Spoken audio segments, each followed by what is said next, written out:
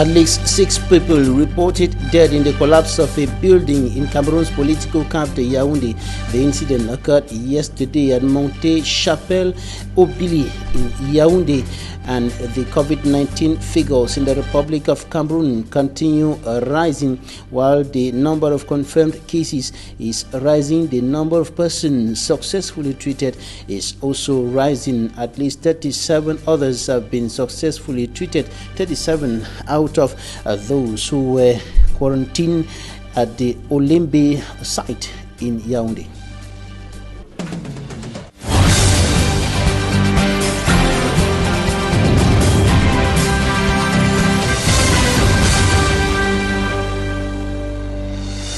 Thanks, dear viewers, for joining us in this edition of the Primetime Newscast on Équinoxe Television, live from our headquarters in Cameroon's economic capital, Douala. I am Bable Jonathan. We begin right away with COVID-19 news, streaming into our studios from the nation's political capital, Yaoundé, where 37 out of the 43 persons who were isolated or quarantined in the Olembe low-cost houses on the outskirts of Yaoundé have been successfully treated. This is information from the Ministry of Public Health, and the persons who have been successfully treated will continue to be observed by health officials, while the other persons are still being followed up. They are still under symptomatic treatment in the nation's political capital, Yaoundé.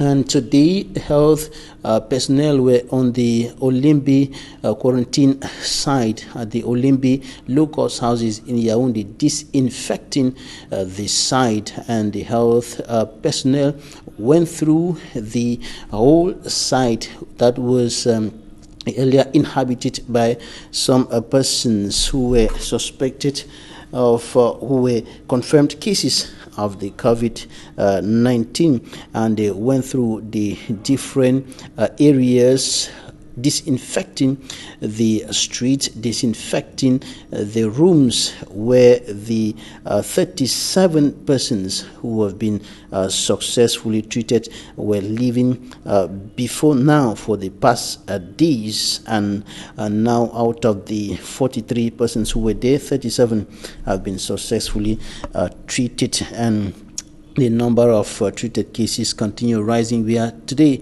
at close to 100 persons who have been successfully treated from the COVID-19, and the number of confirmed cases in the Republic of Cameroon is now moving close to 1,000. And today the Ministry of Public Health will be giving other updates on the COVID-19 in the daily press briefing on the coronavirus pandemic in the Republic of Cameroon.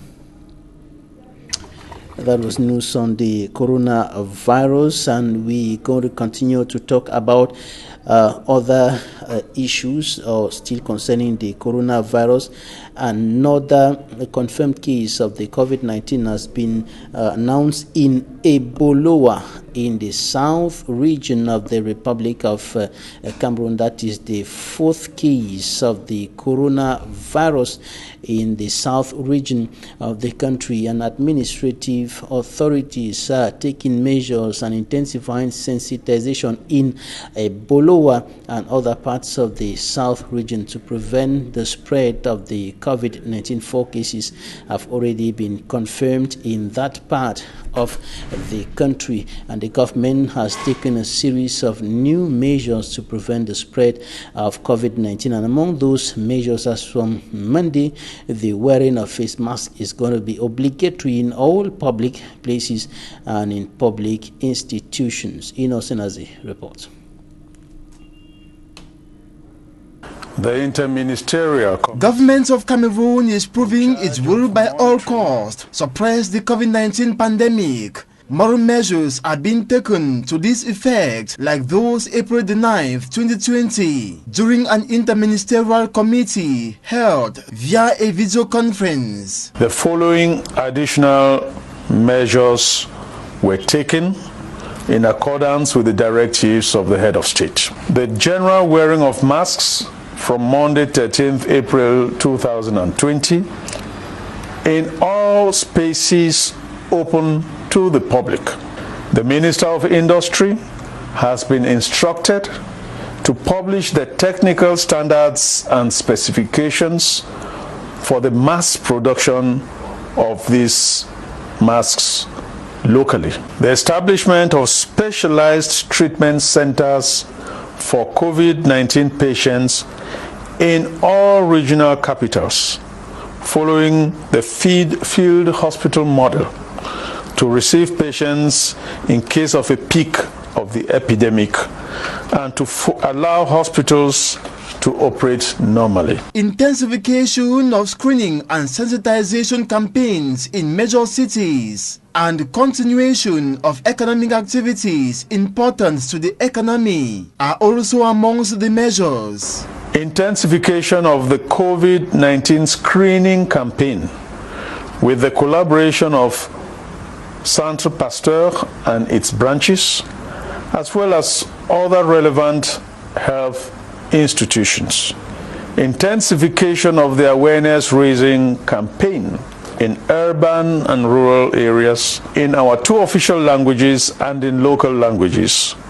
The continuation of activities essential to the economy in strict compliance with the directives of 17th March 2020 and the measures recommended by the World Health Organization to prevent the spread of the disease. The systematic sanctioning of any breach of the restriction and confinement imposed on persons at risk.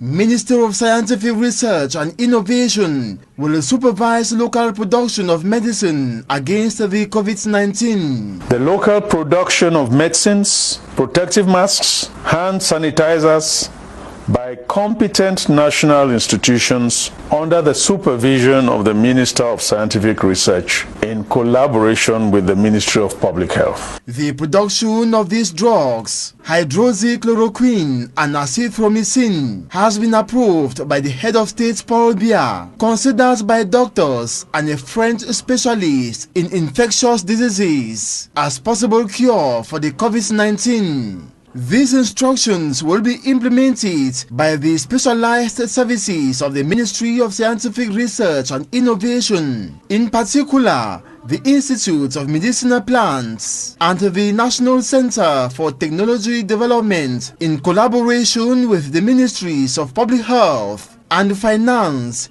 in scrupulous respect for standards and qualities in public health.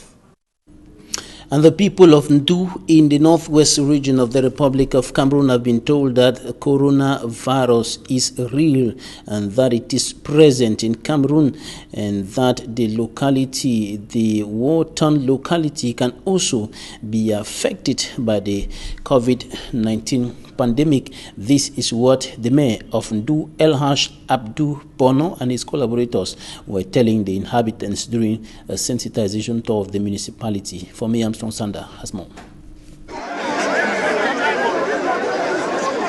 The coronavirus pandemic has not yet been reported in the northwest region, but municipal officials in Ndu subdivision believe that a well-sensitized people is a strong weapon against the spread of COVID-19.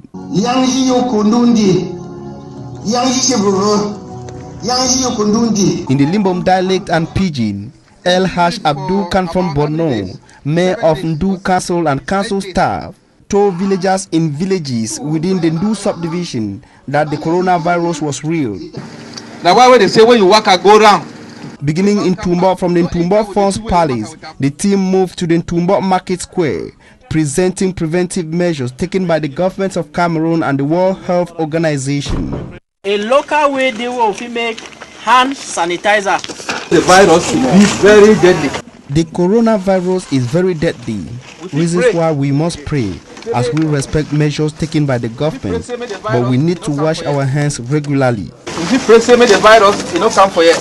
An exercise which the mayor believes should be facilitated by offering savon, hand sanitizers and face masks to the local population.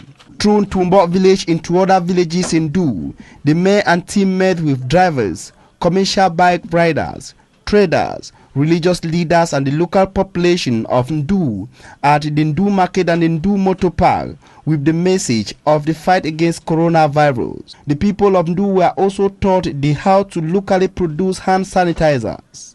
The Ndu Council also placed several 30 liters movable water points in some strategic points across the town of Ndu to facilitate the hand washing exercise.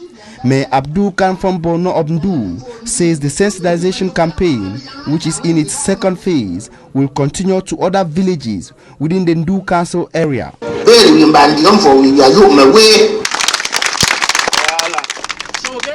Medical experts are raising concerns over the application of some of the rules against COVID-19, notably the wearing of face mask, the quality and the type of mask being worn by people are raising concerns, and medical experts think that people are wearing just any type of mask, and many of the masks that are locally fabricated are not serving the purpose of helping them to avoid being contaminated by the COVID-19. And we talked to a medical expert, Dr. Peter Louis Ndifo, Secretary General or Deputy Secretary General of the Cameroon Medical Council, and this is what he said on this.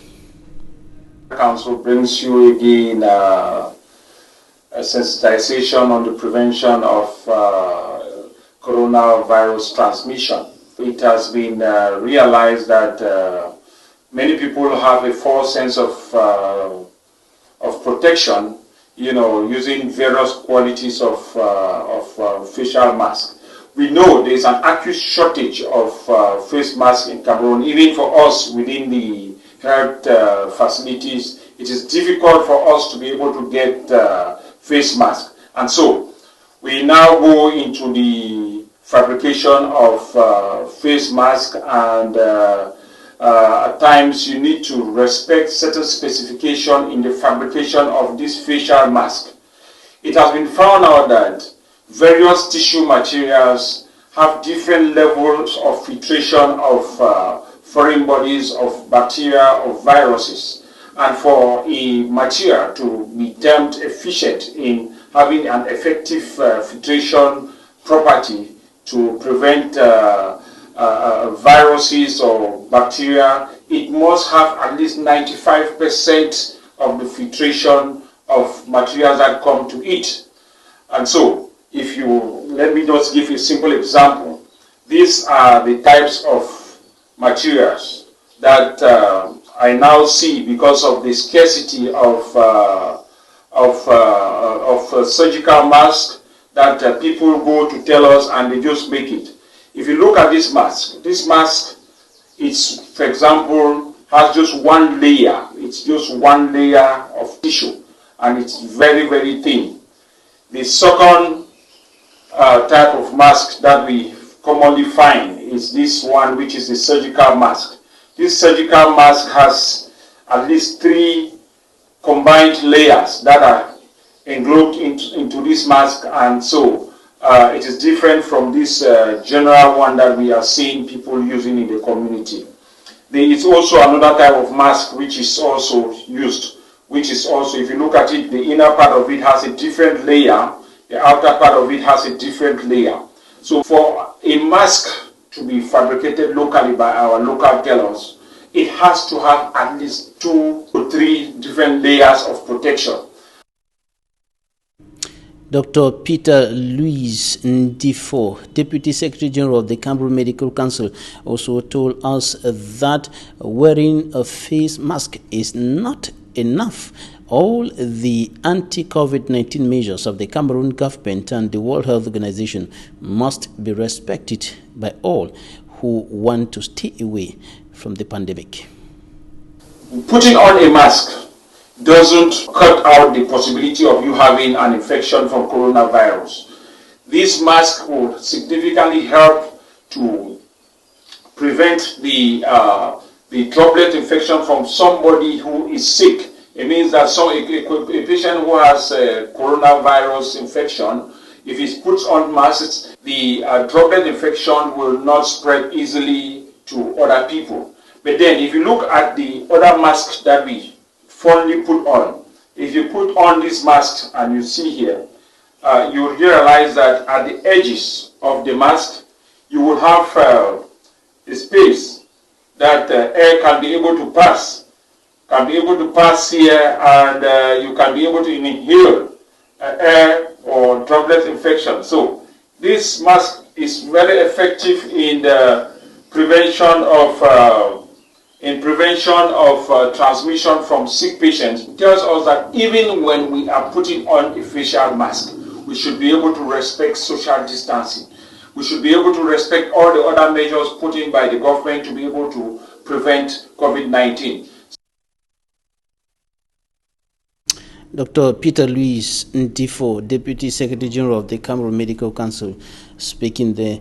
On to something else now. At least 6 people are reported to have died in yesterday's incident at Monte Chapelle Obili in Cameroon's political capital Yaoundé. A building collapsed on several persons in that locality, and the death of one of the injured kids who were rushed to the hospital yesterday raised the death toll from 5 to 6. Among the dead victims are 2 children of the landlord, a tenant, his pregnant wife, and 3 of their child who died in that incident. Injured victims, about 6 of them, are responding to treatment in hospital.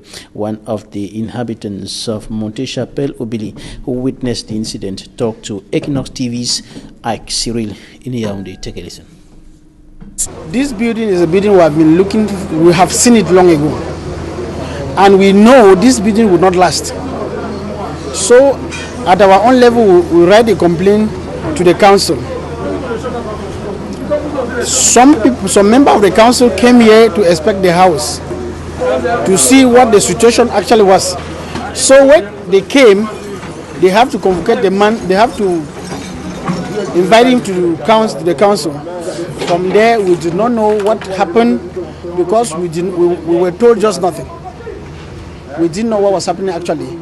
So at the end of the day, we still went back to see the same person because the blocks have started falling before this house came down, before the building came down. The blocks have started falling. We went there ourselves to talk to the man, and he told us he will see what to do after the rain. So the blocks started falling off from the roof, from the building.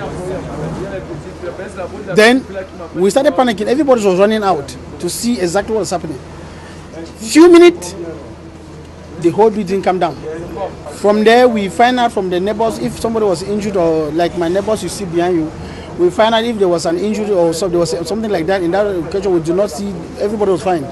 So we now need to find out from the landlord how many people were behind.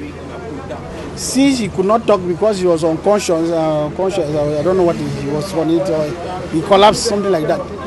We now started doing the digging ourselves. So we removed 12 people, and 3 could not make it. And the death toll has increased from 3 to 6, including a child who died earlier today in the hospital, raising the death toll to 6 persons. Coming up next, Talking Point.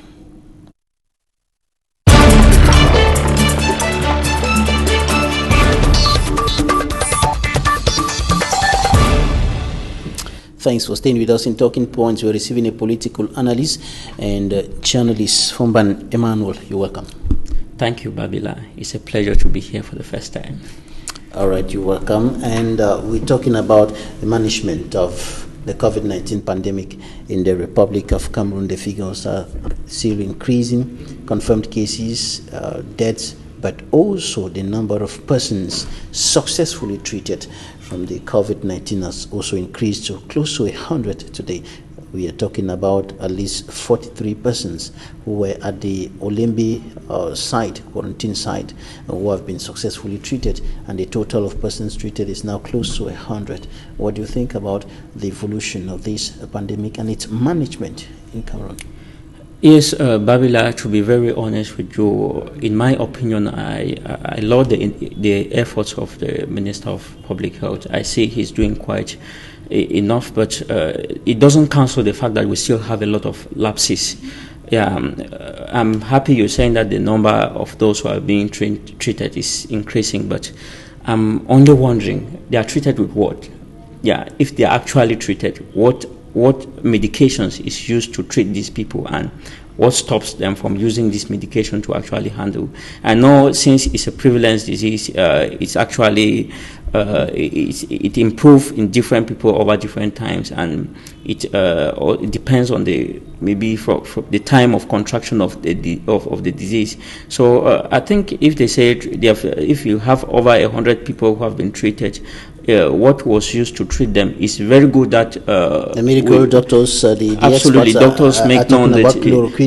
They're talking about hydroxychloroquine. They're talking about azithromycin that are being used as part of the package of the health or the treatment that is administered to the patient. But these are just parts of the package, and the head of state has ordered the production of these drugs. Now, talking about efforts to prevent the spread, efforts of the government, the government has taken other measures now to prevent the spread of COVID-19. The obligatory wearing of face masks as from Monday, and other measures, acquisition of equipments, and so on. Yeah, it's still true. Like I said, Babila, there's much that has been done, but it doesn't cancel the fact that we still need to do more. There is much that still needs to be done if we have to meet up in the race. But you look at it from this perspective. I'm happy that people have spent too much time talking about the face mask and so on and so forth. But all along, nobody has been able to talk about the sanitation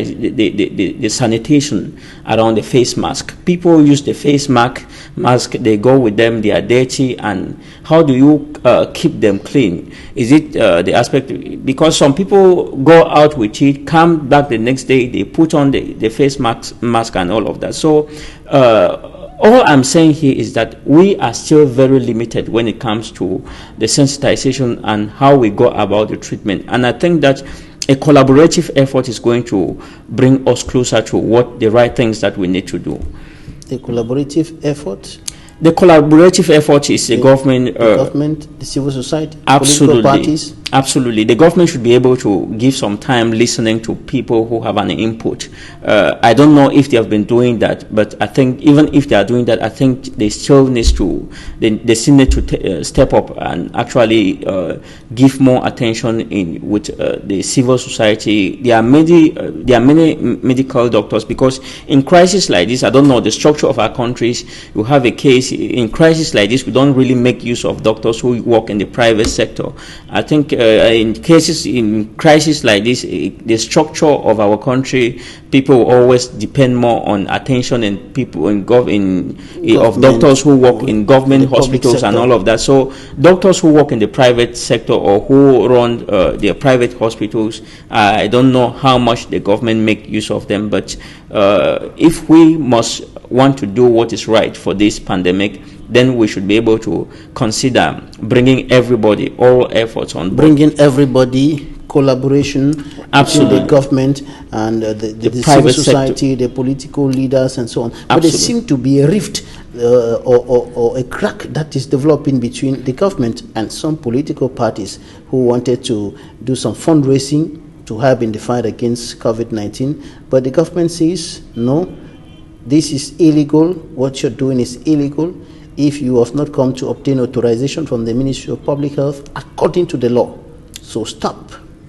I think, Babila, is still, this thing is, the corona has actually come as a pandemic to test many things. I don't know why it came, but through it we've been able to see many cracks that we have from the public sector to our leadership and all the rest.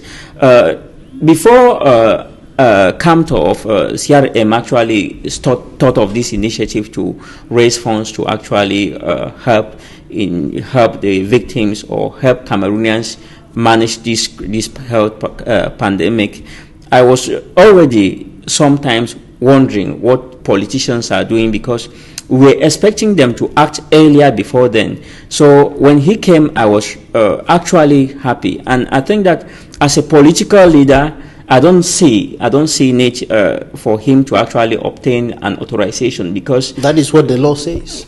I don't know, but I still feel that being a politician in the country, he deserves to actually do something in a situation of crisis like this. I don't know if we want to be going too formal. We are going to discover ourselves allowing the prevalence of the virus to become higher, just because when you're talking of doing registration, it's not just something that you get up one day, you go to an office and they sign a document. We know how things happen here, that sometimes if you have certain things that you have to obtain authorization, it keeps on taking ages and all of that. And this is a pandemic that is claiming lives. So I think that asking for authorization, I think that, in my opinion, I actually think that is uncalled for, because we are in a desperate situation and Cameroonians are dying and Cameroonians are getting infected with this virus. And I think that it's time that the government actually needs to give a chance to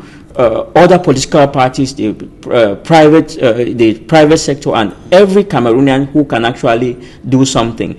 If he's raising funds to actually help victims of this, if he's raising funds to actually help Cameroonians to combat this, then the government should actually laud that. I think that the government should give him some applause for this, because it's what we will call a Republican gesture.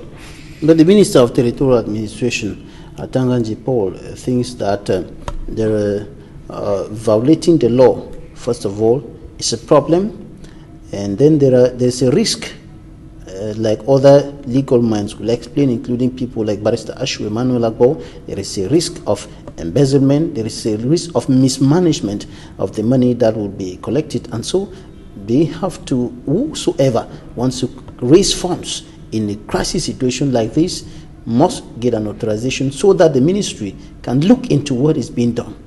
Should Cameroon not have gone for an authorization at the Ministry of Territorial Administration before undertaking this initiative? Babila, permit me to ask this question for reflection. If it's authorization, is it when embezzlement will stop? Embezzlement goes on here, in fact, from top to bottom, and it's not when they obtain authorization that embezzlement will stop, if that will was there. Even if that will of to embezzle some funds was there, I bet you, as far as Cameroon is concerned, if they get the authorization, the money will still go to people's pockets. So why don't we let people to do what they have promised to do? And if they fail in that process, we hold them responsible. We use the same laws to hold them responsible or accountable. It is very, very easy to do that. I don't see it necessary for us to actually start judging people before they take action. Let us allow them to do what they have promised to do, which is a good gesture.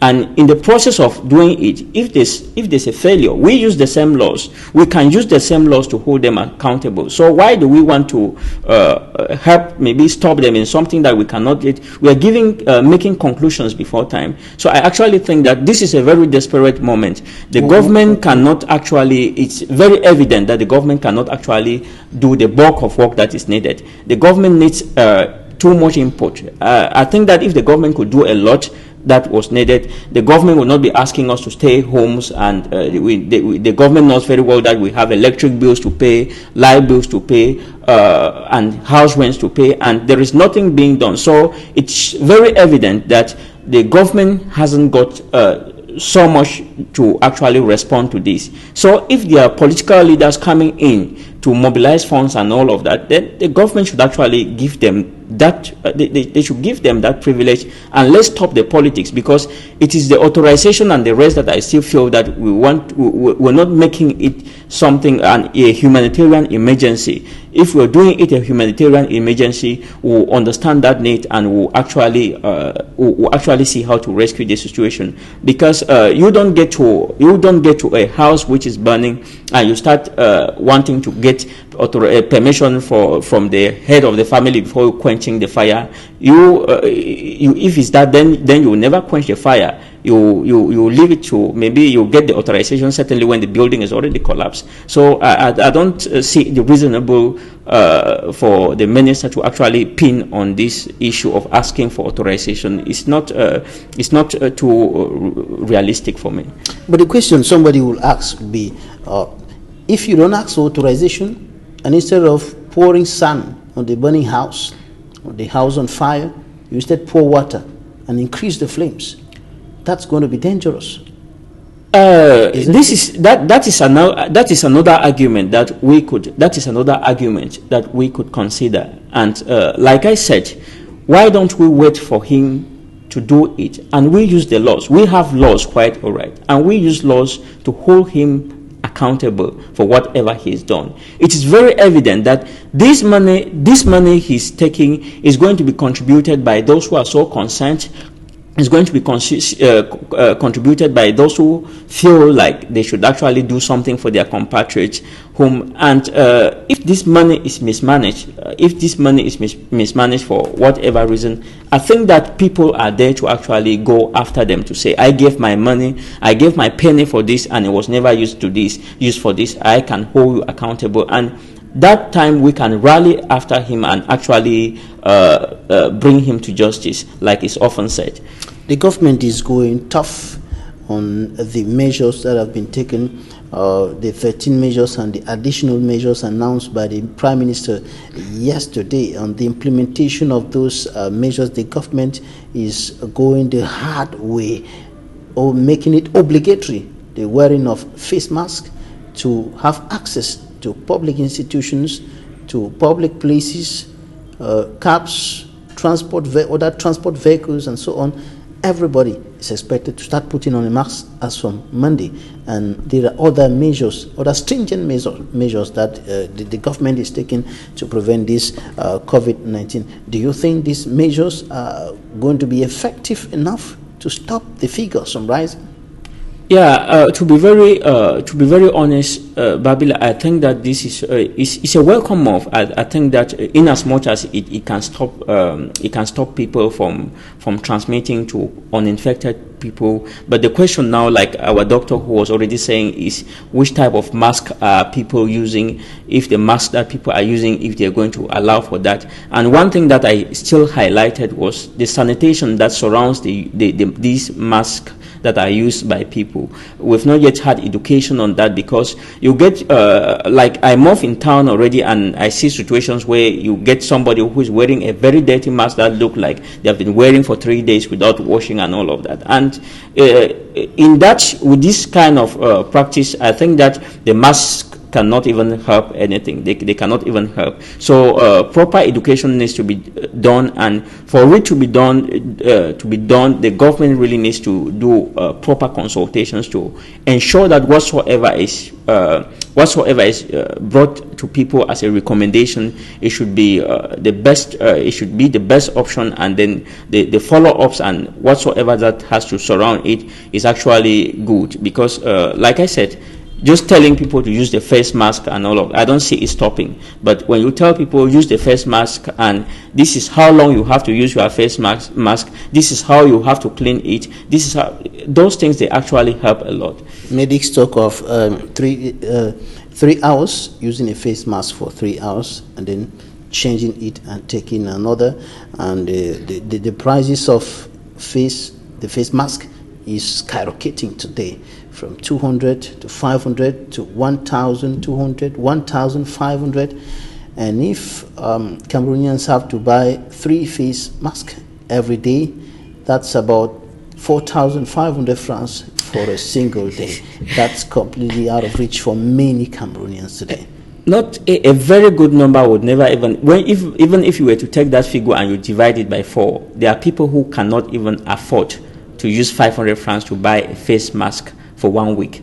Yes, there are people who, if they've sacrificed the 500 francs to buy a face mask, they can want to use for as much as 1 month. So I think that the best thing that the government should actually do is to consider the economic status of the people, and actually start thinking of how to make people to use their face mask over and over again. I think that if you have a face mask and you washed it, I'm not actually a medical practitioner, but I think if you have a face mask and you wash it and iron it, I think very well that maybe certainly the temperatures of the iron and all, they can be able to do away with the virus if it was there. I'm not giving any recommendation. I'm just giving, but I know that something can be done, or even washing in detergents like eau de javel and all of it. I think that there is something that can be done. We don't have to start continue telling people change your face mask 3 times and all of, because we know there are a good number of people who cannot afford to do that. Even if you were supposed to reduce the price of face mask by maybe by half and all of that, there are people that cannot afford. People do not even have money to eat, and nobody will sit that they don't have money to eat and they want to use 500 francs for a face mask for whether 1 week, and so it's unrealistic. Should government subsidize the production of face masks? Should government produce face masks and distribute to people? Should MPs come in to produce face masks? Senators and all the leaders in the society, would that not help? Absolutely, Babila, it's not supposed to be a question. It's not supposed to be a question. Anybody who stands for the people in whatever rank, I think that it is their time to show how much they care about those people. I'm happy you're talking about the MPs. And since it started, I don't know, I'm seeing a good number of them in Yaoundé here, Yaoundé moving up and down, doing their parliamentary sessions. I don't know how much, because I think that this is a time of crisis and people are supposed to be in their constituencies. I know this fell within a parliamentary session, but I think that this was time they are supposed to be in their constituencies, actually seeing how they can actually how they can help their people out of these crises, how they can be able to mobilize their own support to these crises. But unfortunately, that time is not there for them. We hope that in the course of time they have to create that time. But unfortunately, we are also dealing with a disease which has a very high prevalence, and it can kill people, or is killing people. So they may be coming late. So it's high time they actually think of doing something. All right, let's talk about the government's plan to reconstruct the crisis-hit northwest and southwest regions of the country. 2 persons have been appointed, 2 personalities: Paul Tasson, Minister Delegate at the Ministry of Economy, Planning and Regional Development, and former Mayor John Donatus, and they are leading that project. They are leading the execution of that project, the reconstruction of the northwest and the southwest regions of the country. What do you think about this project coming at this point in time, when there are still gun battles? There are still gun battles going on. There are still killings going on, destruction of properties, abductions going on in those 2 regions. Babila, when I saw that, I was actually laughing. I was asking myself, who is constructing? How will they be constructing? When will they be constructing? And what will they be constructing? It's very, very funny. Yes, we are talking about a region where some government officials cannot even drive freely. And we are talking of actually rebuilding. That is deploying technicians there with their bulldozers to go and have some time digging. And the issue of armored cars, I don't know if the government is planning to actually hire a country like China to build a magic armored, I don't know, a magic armored house to secure those people. I don't know, because it's really funny. You're talking about a region where every time bullets are flying up and down, and we're talking of reconstructing there. Even if the good faith was there to reconstruct, how will those who have to build, how are they going to manage the security there? So it's something, it's one of the things we say it's unrealistic. It is very, very simple, and I think that the government is not actually using the powers they have, because it is very simple for them to call for a ceasefire, but they are not doing. It is very, very simple for them to actually make sure that peace reign in those regions, but they are not doing. But they want to do the most difficult, which is reconstructing. I bet you, if peace returns to these regions, if the if the right thing is actually done to bring peace to these regions, I bet you the government may not even need to go into reconstruction. Okay. We are going to have patriots from those areas who are going to invest their money into reconstructing their own. I know that it is very responsible for the government to go into reconstruction, but what is that right thing that should be done for peace to return in those? We are talking of bringing peace to those regions, which is actually having a point where there is a ceasefire, having a level where the Amber Boys and the government is supposed to go into some sort of negotiations to actually see, like, we are going to stop this fight. This is our way forward, and we need to have these negotiations, and we need to have everybody come to a consensus.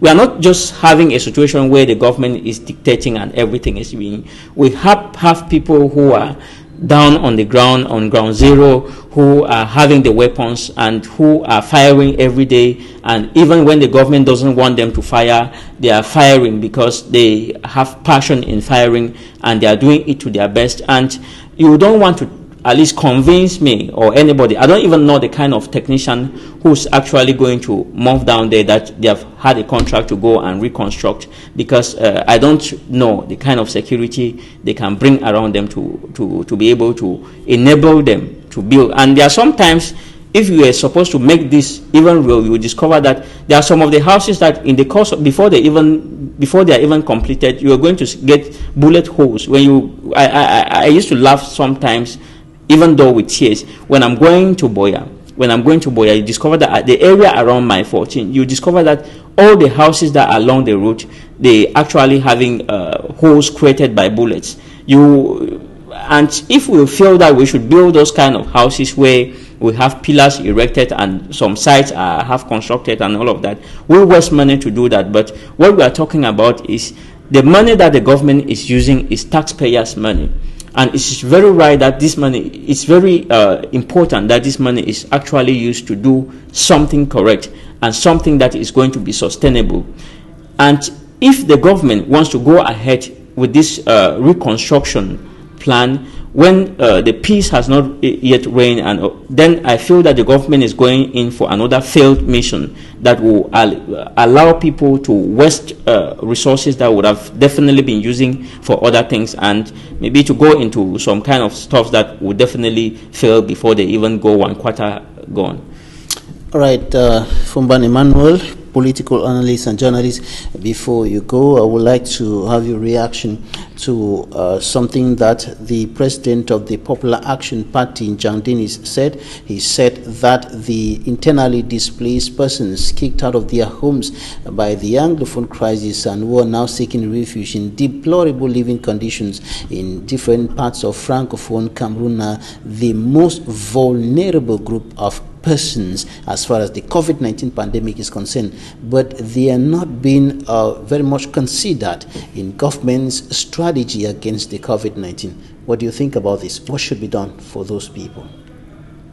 What Njang Dennis said was the most honest thing, that because there are people, a good number of them are staying, they are actually very populated in the small houses that they live in. You get, for instance, when in Douala here, you get a home which has a very small size, but is actually accommodating so many people. And those homes actually have the occupants of those homes that have that move out sometimes to do one or two things and then they come back. It means that if you have a situation where one person is infected and the person have to come home, it's going to actually open way for a good number of people to be infected. We are not only looking at them, we are also looking at other vulnerable children like the street children and so on. So you discover that within this period, all the children who live in the society as vulnerable children, they are very, very exposed to this COVID-19, and it's actually very important that there should be a consideration in government's effort that they actually do something to make sure that we relieve, or we actually pull back these vulnerable children in the society from getting more exposed to this COVID-19, which has a very high prevalence rate, because sometimes the infection of one of them could lead to the infection of more than 1,000 people in the society. Because when you look around towns, you discover the way street children move. They are kind of very careless. They go close to anybody. They do any type of thing, and they won't even bother if they come around you and they will have to cough. They will not bother like taking off their neck to cough. They'll do, even if doing it in your face, they just feel relaxed and all of that. So they are another class of people that we actually have to consider. The government have to actually consider, and maybe giving them at least gathering all of this and making sure that they stay in a place where they can actually limit the prevalence of this, if they were to be exposed to it. What about the Anglophone Cameroonians who are living in the bushes in the northwest and southwest regions? Those are worst case scenarios. I don't really know. That's why I say, no matter how much we are fighting, our fight is still very, very limited. Our fight is still very limited, and somehow very biased, because I think that I was happy the other day when I was following news out of the country, that I saw the Nigerian President Buhari, that he actually signed for the release of 2,600 prisoners in prisons across prisons in Nigeria. And our case here, we have prisons that are highly populated. We have prisons that contain too many prisoners, more than we even expect. More than the initial capacity. Absolutely. And you just imagine a case where a single prisoner in a prison like Konenge is infected. You discover that the prison guards, they will be vulnerable. Other prisoners will be vulnerable. And when it touches one prison guard, I bet you it's not going to be very easy. It's not going, because these are people who work and go back to their homes and all of that. So if one prison guard is infected, or if one prisoner is infected, be rest assured that the entire prison is going to be infected, and it's going to be. So we have to be going to quarters, to areas that are more vulnerable, because when we look more of the population in towns and the rest, there might even be people who are not too exposed like these prisoners. So I think that it's very important that we look at the situation of prisoners and then the vulnerable children. I'm happy you mentioned the issue of internally displaced people who are in bushes. These are people who are very, very vulnerable, and I bet you if each of them is infected, we stand a chance of even the whole country, because for them it's very dangerous. For them, they can spread the disease more than any other person. They can spread the disease more than you, because for you can sit in your home, you can do all those things, but for them, every time they are like running. Imagine some of the internally displaced people in places like the Libya, Lems, and the Batibo. They are sitting in their own hideout, and out of a sudden a gunfire exchange, and they start running left and right. And when they are running, everything is happening, and we discover that the military is there. Everybody is there, and you discover that these people, they are potential. If any of them is infected with this disease, it makes the whole issue. They can skyrocket the prevalence that is it. They can skyrocket the prevalence of this pandemic. So right. It's very important that the government actually start looking at those areas that has high potentials of people getting infected and actually transmitting the disease more. Because in places like you said, within the communities where IDPs live, you cannot control the spread. Within the prisons, you cannot control the spread if one person is infected. So it's very important that the government actually think we should copy measures to avoid a catastrophic situation.